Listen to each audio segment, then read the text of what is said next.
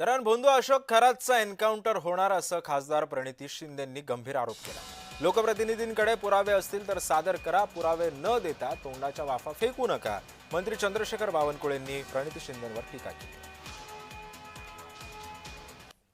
मला तर वाटतं की खरातांचा कुठेतरी काहीतरी एन्काउंटर करतील, कारण का खूप नावं येणार आहेत ज्याच्याशी ते जुडले आहेत आणि आता जे सत्ताधारी आहेत, मिनिस्टर्स आहेत, त्यांना घेऊन पण ही नावं येणार आहेत। एकीकडे आपण महिला आरक्षणाचा विषय आणि तिथे महिलांचं शोषण होत असेल तर मग खरंच काय तुम्ही कोणत्या पद्धतीत आरक्षण वर होतं पण ते खालपर्यंत जर तुमचे विचारच महिलांच्या विरोधात असतील तर तुम्ही आरक्षण कसं लागू करणार?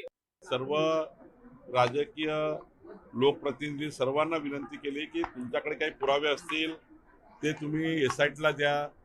हे पुरावे न येता काहीतरी तोंडाच्या वाफा फेकण्याकरता अलग अलग गोष्टी काही काही लोक करतायत। मला वाटतं सेन्सिटिव्ह चौकशीमध्ये अशा प्रकारचे विधानं करून अशा चौकशा भरकवण्याचे प्रयत्न काही लोकप्रतिनिधी करतात आहे।